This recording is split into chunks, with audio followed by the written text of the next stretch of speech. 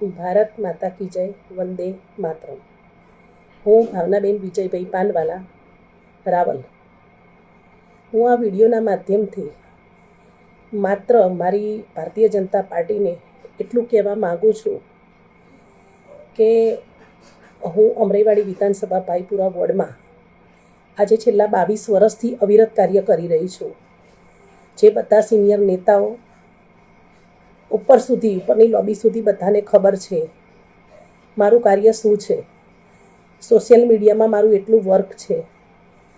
મેં ભારતીય જનતા પાર્ટીમાં આ 3જી વખત ટિકિટ માંગી, પરંતુ ગઈ 2 વખત મેં કોઈ અફસોસ નહોતો કર્યો, કારણ કે હું પાર્ટીને વરેલી કાર્યકર્તા છું. મેં ખૂબ જ કામ કર્યું છે. ઘર પરિવાર, મારો પોતાનો બિઝનેસ, આજે બધું છોડી અને 5-5, 6-6 કલાક હું ભારતીય જનતા પાર્ટીનું કામ કરવા માટે નીકળી જતી હતી.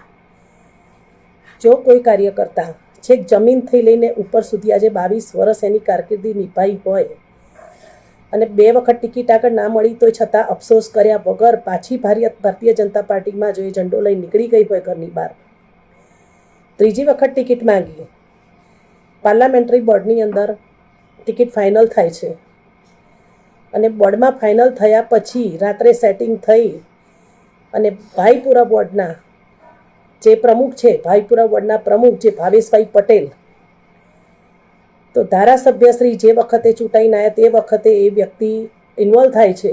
તરતના તરત એમને મહામંત્રીનું પદ આપવામાં આવે છે.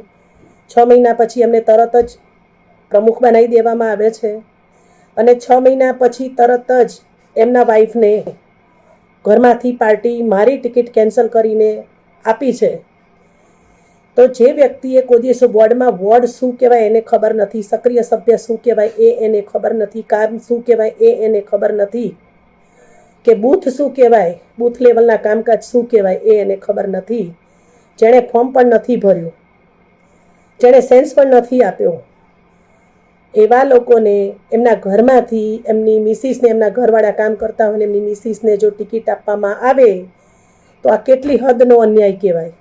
આપના પોતાના પ્લેટફોર્મ લલકારને લાઈક કરો, ફોલો કરો, સબસ્ક્રાઇબ કરો અને શેર કરો.